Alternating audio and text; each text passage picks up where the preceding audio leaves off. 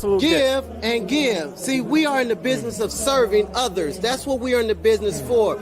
Barber Time is serving others. People who are not able to make this trip. People who are not able to pay to get on a flight to come here. People who are not able to even have the understanding that they need to be at an event like this. Barber Time brought it. Barber Time is the reason why that I am able to speak to the masses, because it's you guys' venue, your camera, your mics that let me speak louder than just standing here at this at this convention. That's a hard case to close on, but I do have to say it's because of barbers like this that Barber Time wants to be in this type of business. These are the type of barbers that we want to showcase, to have the culture itself get on that next echelon. And I'm going to cut it out and leave with this. If you think education is expensive, try ignorance. Les Brown said it like this: it's better to be prepared for an opportunity and not have one than have an opportunity and not be prepared. It's time for you barbers, I'm calling your name. It's time for you stylists, I'm calling your name, to prepare yourself for the opportunity, because the opportunity is coming. And when that opportunity comes, when that phone rings for you, are you ready for it? Don't sit on that couch and just look. Don't sit on that couch and be a spectator. It's time to get up. It's time to, just because you have your license for 10 years, 15 years, you got to rebrand yourself. Life is moving on with or without you. You can continue to make more money just because you've been a master barber for so long and you don't want to change your ways. You got to change your ways. For you youngsters out there, you got to change your ways. You got to be willing to learn. You have to be willing to learn, and humility is the best secret, best kept secret. You have to be humble. You have to be humble. I'm DL Master Barber. If you want to follow me as DL Master Barber on Instagram, it's dlmasterbarber.com. And I'm telling you, Barber Time is the best media, social media for the barbers out there. Listen, watch Barber Time, because this is what we do, baby. This is the barber industry. This is what we do, and this is how we get down. No doubt. No doubt.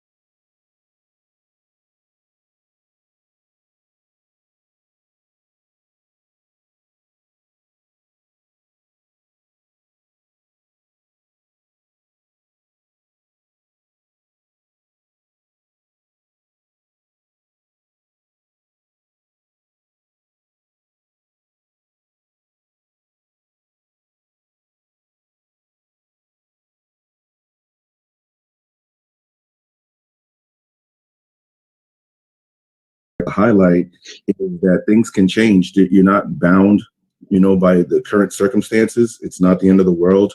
It's just what's happening currently. And we can definitely take certain actions. There's actionable steps that you can participate in that can change things fairly quickly. So just knowing, just being in it and participating is the first step. Well, thank you, Curtis. I do appreciate that message. Next up, we have Earl Miller, the Director of Recovery, Western Mass Area for the Mass Department of Mental Health. Now, Earl, you spent much of your teen years in foster care and also battling mental health. How important are these conversations with young kids? Yeah, they're huge. I'm from Holyoke, inner city, poor communities, and we didn't talk about these things, right? You were crazy or you weren't, or, and so if you want to interrupt cycles of trauma that people have been going through for generations, the only way to do that is to have kind of an open acknowledgement that we're in crazy times, and it's normal for people to have responses to that. Well said. Next up, we have Luis Barrero. Luis, did I pronounce your last name correct? Yeah, got it right. No, it's Barrero. It's it's pronounced different ways, so no worries. All right, well, thank you. You are the site director for the Linneman Mental Health Center in Boston. And my first question to you is, I've talked a lot about the stigma of mental health, especially within our communities. Is that stigma getting better? It is getting better. I think we have a long road ahead of us, but I think the stigma is getting better and it's getting more talked about. Just like in Isaac's story, it's being more open and it's being discussed in our communities. I think just historically, as we all know, it's just never been a topic that we talked about or discussed or embraced at all. It's just like we keep it internally, or like we don't spill our stories to outside people or anything that, but it is getting better. And with Isaac's story and all these different things, I think we are heading in the right direction. Now, the questions were submitted beforehand, and I just will be checking the window as we go for any questions as we go. So I have a list of them. But first of all, I want to give you guys the opportunity to come up here and start this panel off with anything you feel needs to be said, especially to the people of color within the communities. I'll say, I think acknowledging the reality of where we are today is so important. This year the last year and a half has been it's shaking kind of all the foundations of security, right? Everywhere, every interaction with other people was fraught with danger for a period. And so acknowledging that, our kids are going to exist in a world that we didn't. That was always going to be true, but it's so crystal clear now that the last year is going to have had an impact on everyone. And so I think the days of people looking to see if their mental health needs to be talked about should be over. This is going to be a challenge for everybody. Now, I do have a question before we start. Why is there such a stigma within our communities about mental health? Is it something with the people of color? Is it something with the indigenous people? Something with Hispanics? Like, what is it, and where does that come from? I would say it's longstanding. The powers that be that had us marginalized. A lot of times, everyone else has, and I would say people of color have had it originally, but it was interrupted to where we would always come together to share information, to share, times, meals, or what have you. But when these fabrics are torn apart, now we're pitting old versus young, this one versus that one, and we're not cohesive. We're siloed. And so when the time comes, I don't trust you, and if I don't trust you, I'm not going to have the deep conversations with you. And so that leads to, us continuing to suffer in silence. And that's what we're, hopefully trying to do now, so that we can destigmatize and have these conversations as men at the barbershops, which is our country clubs, things of that nature, amongst the family, parents and young ones, family members, so that friends, instead of holding these things in, let's do the opposite and let that out. Louis? No, I think talking kind of personally for me, kind of coming from a son of immigrants from Colombia and Ecuador, and it wasn't one of the topics that we talked about, and it was really kind of seen as a weakness to a certain degree. And I think that's from my perspective, it just wasn't something that we talked about just out clearly, and it wasn't really understood, to be quite honest. Really didn't understand like what is depression, what is anxiety, and something as comparing it to a broken leg. And in those cases, is just so simple, but it was never really talked about that way. And I think it just perpetuated everything in terms of like, oh yeah, it's a weakness, so we don't talk about it. We just need to get fixed and kind of move on from it. It's not something we need to kind of talk about. So that kind of personally, I realized that it's not a weakness. It's something that we need to work on, talk about, and it's something that we could use as a strength for all of us and really talk about and really kind of continue to help ourselves and also our communities. Well said. Now, here is the first question. What are some of the most common behavioral changes or mental health warning signs in children that parents should look for? Curtis, I will start with you. One thing I look for in my daughter, and who's a teenager, and my son, who's 5, sometimes I will be looking for, are they fidgety? Can they sit still and focus on a task? Or in my daughter's case, during this last year, there was this precipitous drop in the grades. Could be because of remote learning, but there's other things that could be as well affecting that situation. So I was just looking for, something that was not par for the course with their behavior. I've already had a baseline for 15 and 5 years respectively. If there was something that deviated, that was a sign. And also, like I said, the drop in the ability to focus as well as the grades. Those are some of the things that I was looking at. Earl, what, in your opinion, what's something that people should be looking out for? I think it's tricky because I think I have a 13-year-old, so it's hard, I think, to unpack how much of it is growing up and how much of it is individual things. The thing I would suggest to parents is to have like a predetermined time in your daily routine where it's normalized to talk about what's hard in the day. So for me and my family, that's at dinner, and we ask each other, what are we afraid of? What are we worried about for tomorrow? Is that something that we can adjust together? And then have an open conversation, right? It's okay to be nervous, but if that starts to interact with your ability to do the rest of your life, then that's different. And I think not being afraid to get help, not waiting too far into things, but I think your example is great. If your kid's having some anxiety, that might be a great time to get them talking to someone about that before it becomes a bigger issue. As opposed to, I think historically our community has waited until the last moment because that's where the resources were available, right? You had to be prepared to go to a hospital or, statistically more likely a jail to get mental health treatment as a person of color in America. So pushing that bar up a little bit and just realizing that this is normal. Mm-hmm. It's interesting. The word fear there stuck out to me. I think growing up, there was always a fear. And I know when you had mentioned it, like that fear of getting judged or whatever the fear is, but it's all constructed in that word fear. If we can just knock down that word fear and not give it so much strength, I feel like these conversations become more impactful and more powerful. Like knocking down the word fear, especially when it comes to kids, they're learning, oh, I don't want my kids to make fun of me. I don't want all these things. I don't want my other friends to think that I'm this. Like, let's take away the fear. And it seems like we're doing better with that. Now, it's easier to tell somebody who's not a teen to not be fearful, because for most of them, I feel like they're mostly just listening and looking to us for guidance. As teenagers, it seems like it's a lot more challenging. Louis, are the warning signs for teenagers the same as adolescents, or how does it differ?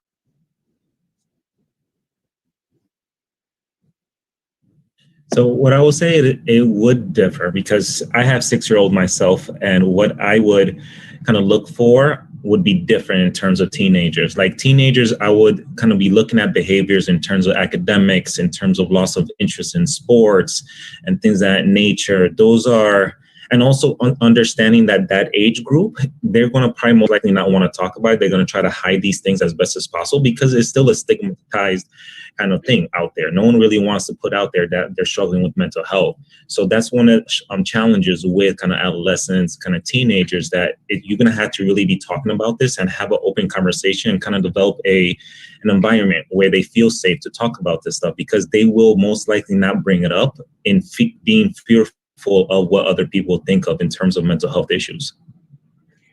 Now, here's a follow-up. How do you determine when it's something to do with mental health versus a teenager just being a teenager? So it's difficult because there's no like exam that you could kind of say like, oh yeah, you have anxiety, you have some type of mental health issues.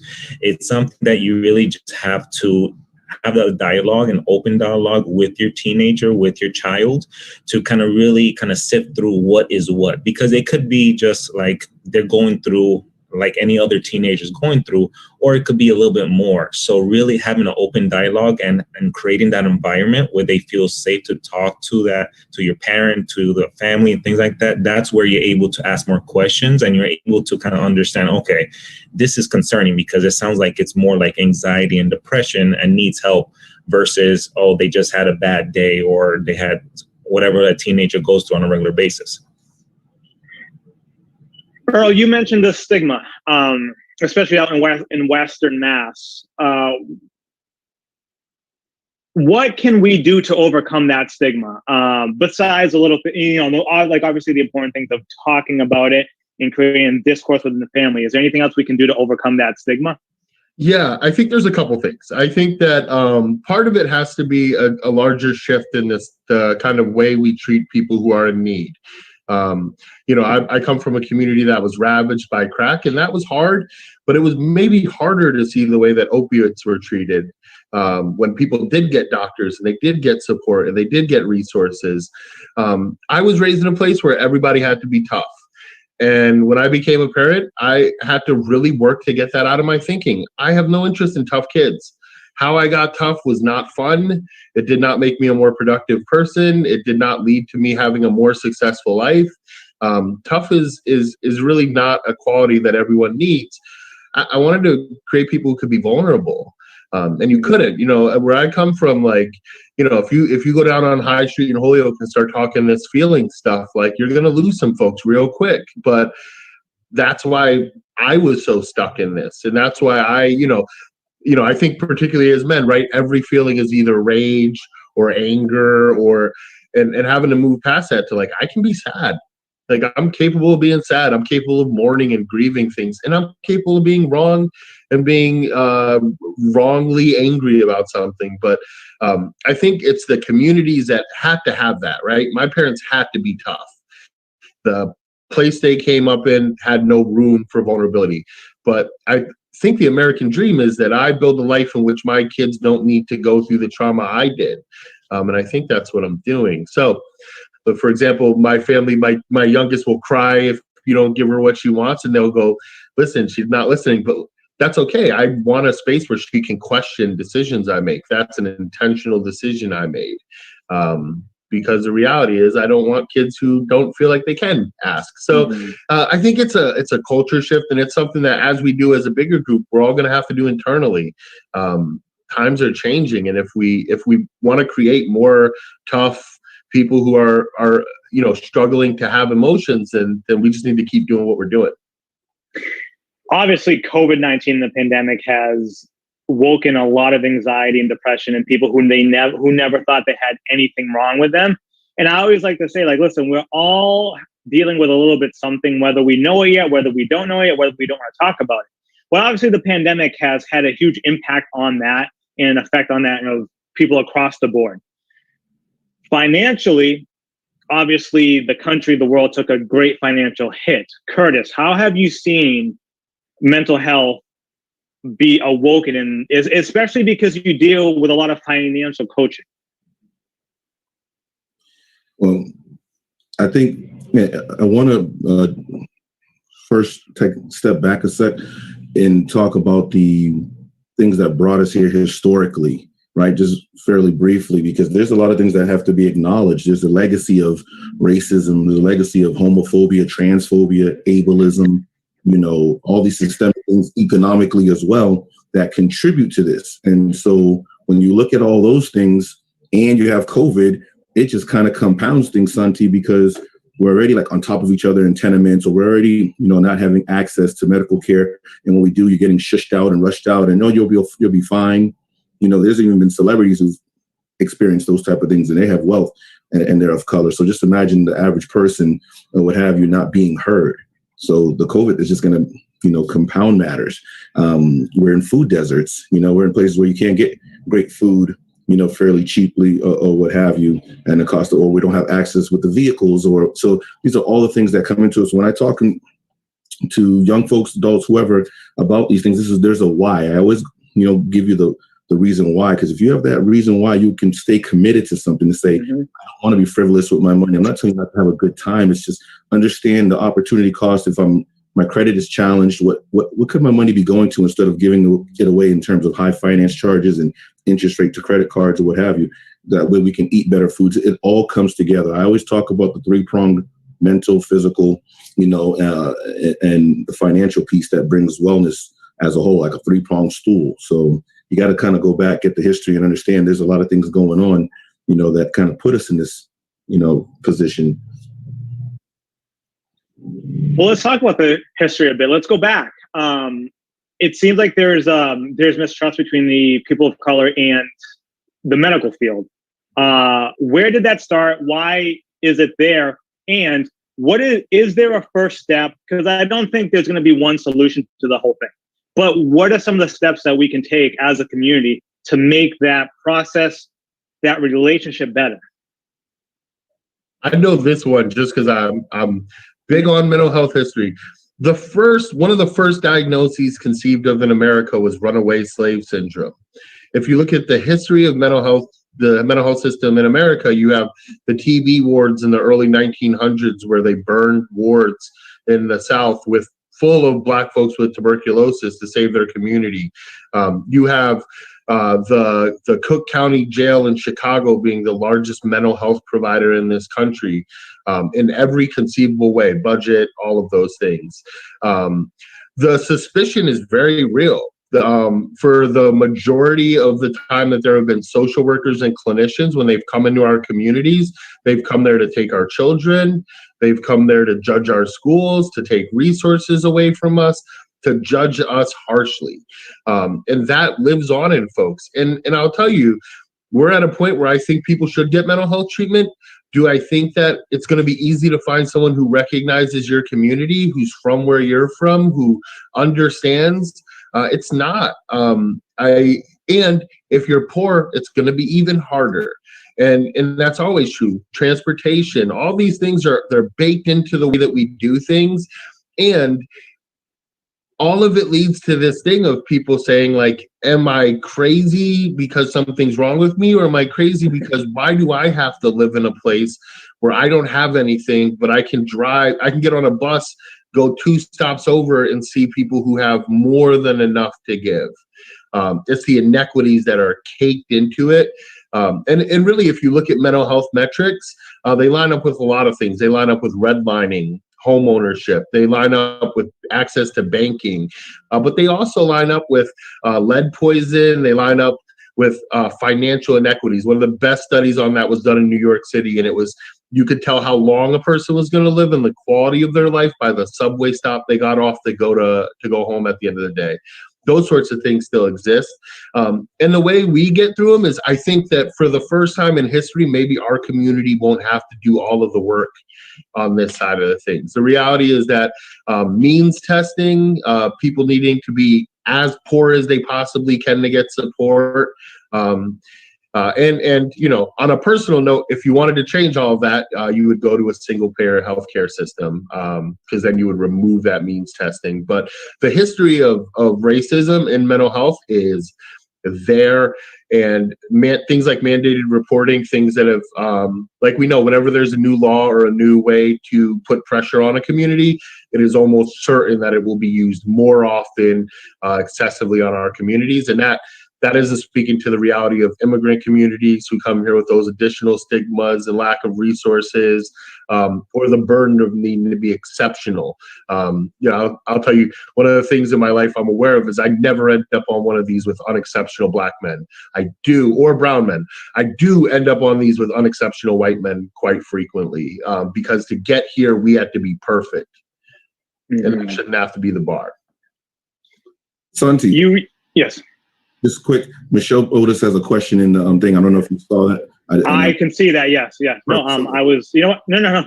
You know what? Well, since you brought it up, let's just get to it. So, Michelle, a very important question. What should employers do to create a trauma-informed environment for the people, the Black, Indigenous, and people of color employees returning to the workplace after being locked down and isolated for more than a year? What can employees do to make the whole workplace better as a whole? I know one thing they shouldn't do is do what JP Morgan was doing. I saw an article a couple of days ago, Santi, where he was, let's just say, strongly urging folks to get back into the office. And it seems like, capitalism is always going to rule the day here. And it's about getting that dollar back. And so instead of caring for folks and saying, do what you need to do, and if that includes, if you're in a position in a type of job where you can do it remotely, and you've shown yourself over this last 12, 16 months, showing that proficiency and ability, then I'm going to urge people to continue to do something like that. Maybe have a hybrid format, but just say, I need you guys to get back in here or else. And that was the tone of it. That's the antithesis of what should be done. Louis, what are your opinions on the matter? Yeah, I think the most important is actually having a conversation with your employees, especially your employees of color, just to figure out what is going on with, like, everybody needs to come to work kind of back 5 days a week. It's not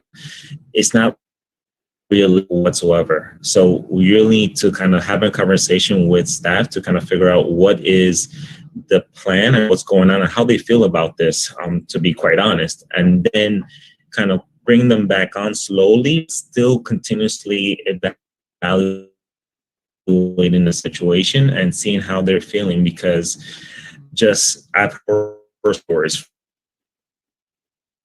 from other employees kind of not considering what are people of, like, where they still doing, they just at this time,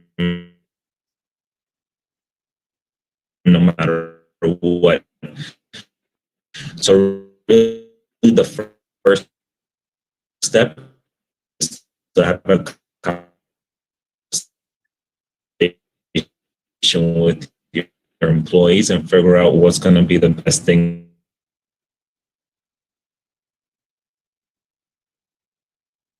Thank you. You cut out there just a little bit at the end, but thank you for answering that. Now, this is a question for all of you guys. And I think this is a question that has a topic of conversation that has been very popular throughout the whole pandemic. And it's something that I question myself. Can masking and virtual schooling be a cause of stress for children? Yeah. My 10-year-old hated math. I mean, at the beginning of it, it felt like, for kids who maybe struggle with taking direction, now you have this kind of permanent direction. And, when they were doing virtual school, I was also working from home. So if I will say I have a much bigger appreciation for teachers. I will never not thank my kid's teacher or send them an end of the year gift, but I couldn't do it. So they didn't go to, they did as best they could. And for me, it was a real act of harm reduction, just trying to keep them from falling behind and then trying to help where I could when I could. Absolutely. And I think the reality of that is having the mask come off is going to be traumatic for some kids too, because we spent all that time convincing them this is the thing keeping you safe, and now we're saying it's not. And kids generally think in pretty absolute ways. So again, I do think this goes back to that conversation, and maybe even more importantly, modeling good behavior. To talk to Curtis's, point around financial stuff, the biggest thing I do for my kids with that is I have an honest relationship with them about money. Daddy did not come into this world with a lot behind him. He's probably not going to leave this world with much else, but I can be responsible. We can have honest conversations about that and what the value of $1 is. That, hey, I have more than anybody in my family ever had, and it still doesn't feel like enough. I expect you to get more. The same thing is going to happen with the mask. If your kid wants to keep wearing it because it makes sense, I think we're going to have to learn to think about these like safety blankets. Because I know for my daughter, it's like, well, not only does she like wearing them, but she's got like 30 that match her outfits. And how's she going to stop it? It's an ensemble now. So, I think giving yourself a break as a parent, you just do the best you can with your kid and recognize that there are going to be days that feel like losses, and they're not. They're part of the process. Now, still in the math topic, Curtis, if we had to go back into a pandemic situation, we were on lockdown and wearing the mask and remote schooling for everybody, how would you prepare your kids and how would you speak to the young kids of this country about how to prepare for that if it were to happen again, knowing what we just went through for the past year and a half? Excellent question. I would say we have to let folks know that you're doing a great job. You're in the fight, that you're doing the best you can. And what I would say is take care of yourself. And what does that mean for you? It might mean something a little different. I know there's some people who, even the employers, are getting on your case. If I've seen people in my family get phone calls if their screen went off for a little while. Sometimes I might need my screen off because I just don't like the feeling of eyeballs on me or what have you. I don't know what people might be dealing with in terms of anxiety, shyness, or what have you. So if you need to turn it off, turn it off. That's fine. I know if they think you're loafing, then that's on them. Don't feel the need to exert yourself. This is for people who are working as well as in school, because sometimes it feels like people are doing a lot more now to show that they're not just loafing off, and now you're stressing yourself out. Take mini breaks, factor that in. If you have to put it in your phone, put it in your phone, schedule some me time. I'll just put Santi's time, whatever, and that's it. And factor that in. So you got to take care of yourself, have some fun breaks, watch a funny cat video, or whatever it is that you do music-wise. Don't forget the music, that's huge. And just take care of you.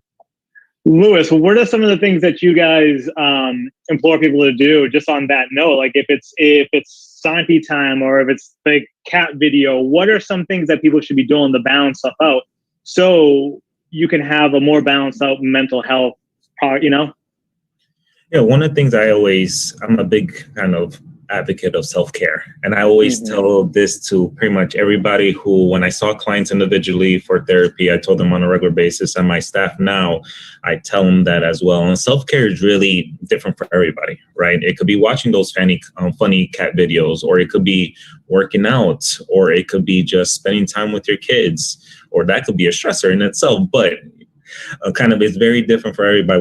What I always tell people is just take some time off. Like, for example, I manage a whole team of case managers, and they do a very good job with a very complex and complicated population.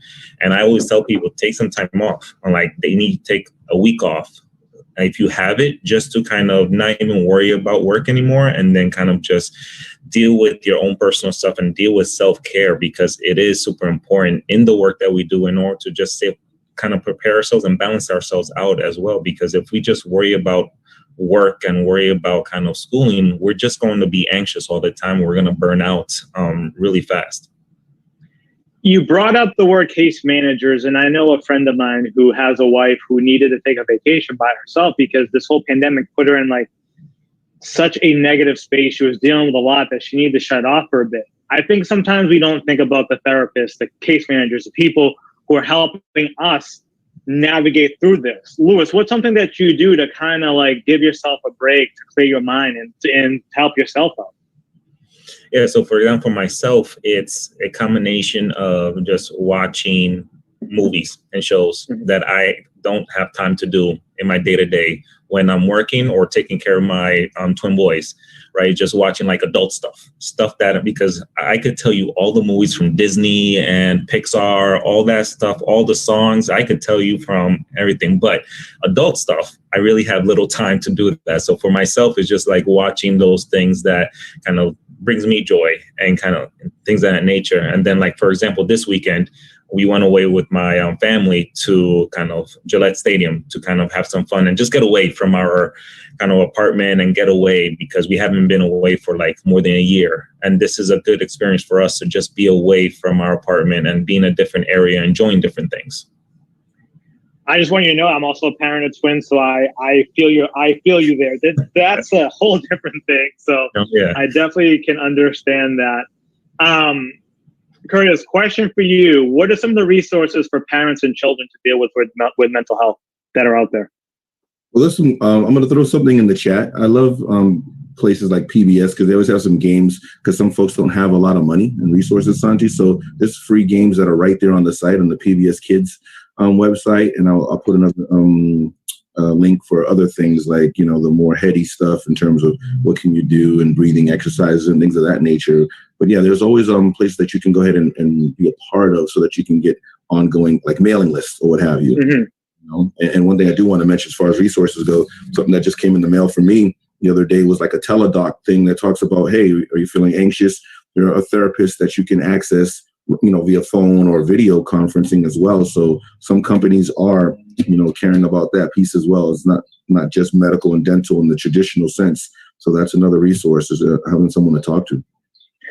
Earl, what are some of the resources you've come across recently? Yeah, so the mass.gov, if you go to the website and then type in DMH, we actually have a whole package of information on resources split up by area you live in, multicultural for folks with different ethnic backgrounds. If you want to find an agency that speaks your native language, because that's important, especially if you're trying to explain deep emotion.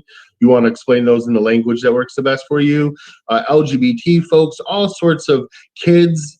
Where can you get support? We have family resource centers located across the Commonwealth where you can get a family partner, which is a parent who has a kid who's struggled themselves. So you get someone who can really model for you how to work through these situations. I can't speak enough of the DMH website. And the great thing is a lot of our resources are upstream. So it's not about becoming a DMH client. We, as much as we can, want to put resources that anybody can access, particularly for kids, because it shouldn't be that hard to get support. If things feel like they've risen to the level where you need help, you can generally, through your insurance, find a space to look up therapists or psychiatrists. And I always encourage folks to call the DMH office. If you're struggling, like we're in your community, we may be able to help you figure out where to go. We are the mental health authority, and you'll get someone like Lewis, who's really tied into the services in the community and may be able to help you figure out who the best fit is for you. But there's a lot of folks out there for you. And I think the trick is keep calling until someone tells you that they're going to sit and work with it. Now, here's a question for all of you guys. Like, being a father of 4 and obviously having what I believe one of my daughters starting to deal with anxiety, how do I start the conversation of, you're going to go talk to somebody who can help you get through this? Is there another way besides just a simple conversation of me explaining to her? Because sometimes I feel like my kids are hearing what I'm saying, but sometimes they need to hear it from somebody else to it be a little bit more effective. Like, I can discipline them, but somebody comes in for a day and they're like, hey, don't do that. My kids pop right up. How do I start that conversation for them to understand that they're going to be possibly talking to a therapist that's going to help them with these emotions that they're dealing with? Lewis, what's your opinion? No, so that's a good question. I think, like you said, Santi, just starting that conversation with them, but also a lot of times what's happening is, like with pediatricians, they have a lot of times social work teams, integrated teams as well, where they could bring in social workers or case managers to start those conversations. Because one thing is kind of us as the parent kind of telling our kids, I'm like, oh, you need to think about this. But then kind of hearing it from a professional, it kind of bring it to a different level as well. So what I would say is, in terms of resources and a way to kind of talk about this, is really talking about to your pediatrician, to your primary care physician as well, because they have a lot of resources as well. A lot of these community agencies and your primary care agencies are also kind of integrated behavioral health services more and more lately. So they should have social workers that's on the team with your PCPs, primary care physicians, with your pediatricians, where they could get seen and get resources for your family, for your child. So I think that would be a good start. Earl, I did want to circle back to you being in foster care, and it's probably a lot tougher to break through to those emotions, especially kids who grew up in a system like that. What's one advice you would give to anybody who's listening, any therapist or anybody who has any type of relationship to somebody who's in foster care, who's dealing with some emotion that it's probably a little tougher exterior to get through to the inside? Yeah, I don't think you can get it. I think that's the hard part of being supporting someone, is for folks who went through those situations, you got to imagine those teenage years, some of the most important, where you were looking for guidance, having nobody. For me, I used to joke I was raised by wolves, and I still make that joke occasionally. But I don't have some of the context that my peers have. I don't have like a 16th birthday or like getting ready for college. Those were not part of my life. And for the folks who've experienced those things, I think being radically yourself, those are unusual experiences, but they also can make you a really important person for other folks. There's a whole generation of folks who are living in the places we did, and I feel a responsibility to be there for those folks. It's scary. I think for me, the thing I do is I talk about it all the time. I try to be really open about it because when I turned 18 and I kind of walked out into the world, I felt like I had this big secret and it was weighing me down. And there's a saying in 12-step programs, you're as sick as your secret. So for me, I live a life in which I don't really have many. I talk about whatever. I'm transparent about it. And I mean, even going back to the question around kids in therapy, like I'm always really honest with them. Like therapy is hard, and you can come and see daddy and his therapist if you want. Like I'm not there's no magical secret. I'm doing the same thing you're doing. I'm going to a place and trying to figure out what I need to talk about so that I can get through the next week and be the most productive person I can. Modeling it, it's hard. And I think so much for the folks who we support at the department, this year might have been the closest people will get to feeling what it's like to feel alone like that, when you can't leave your house and there's nowhere to go and you're trapped in this thing.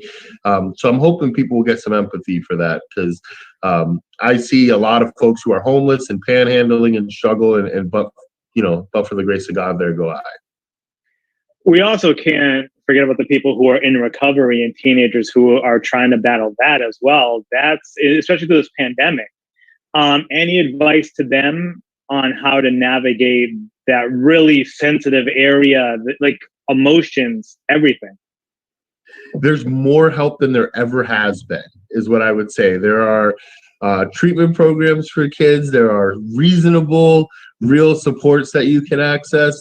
And there's no problem with asking for help. I think the thing we've learned over the last few years is that, particularly if you're struggling with a mental health challenge or a substance use challenge, the cost of not being available, not reaching out to folks is too severe.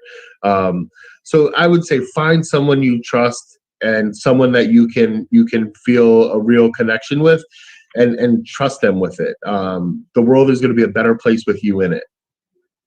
Well said.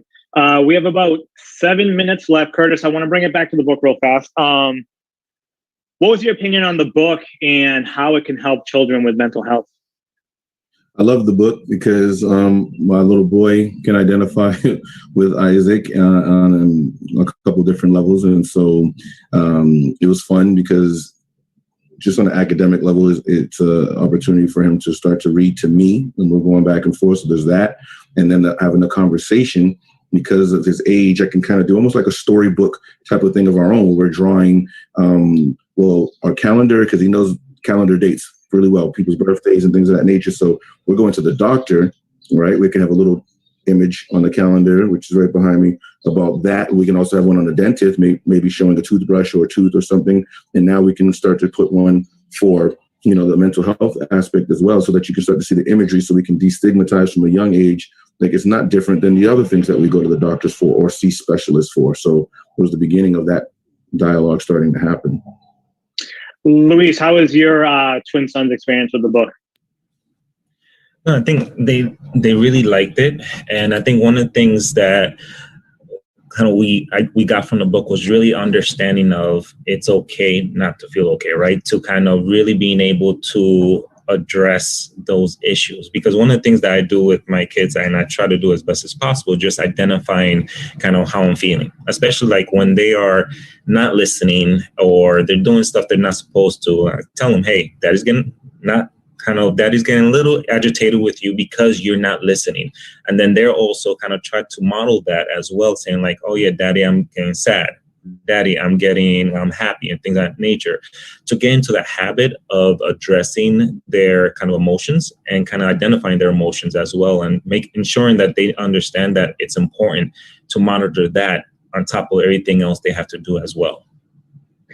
You use the word understanding there, and I took that from the book, that the messaging, the roles, the feelings were so clear, and my kids were able to understand it so clear that it helped that conversation come out. So that's what I loved about the book.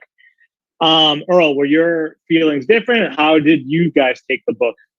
I think the book's really important. I think, right, it's a simple way of explaining a really complicated idea. Yes. But even that the kids aren't all white is a radically different thing than we would have seen historically. That's huge. And so, and I've had the chance to see it in the community. There are some kids in my community who feel really strongly. In fact, we reached out to the folks who put the book together to get another copy because a kid had lost his. I think, for kids who feel like the world doesn't understand them, having a place to latch onto might be the most important thing. Well said. Well, thank you guys for joining us today. This was a really important conversation on a really important day and a big weekend for all of us. So thank you guys very much for joining us. Special thank you going on to the Mass Department of Mental Health for organizing this event. And also thank you to Barber Time Media Network for broadcasting on their amazing network.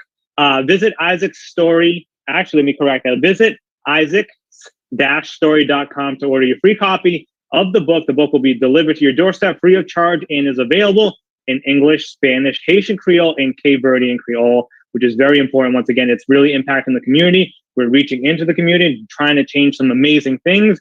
And let's keep fighting to the end to end this stigma of mental health. So thank you guys for joining us today. Enjoy your day. Enjoy your weekend.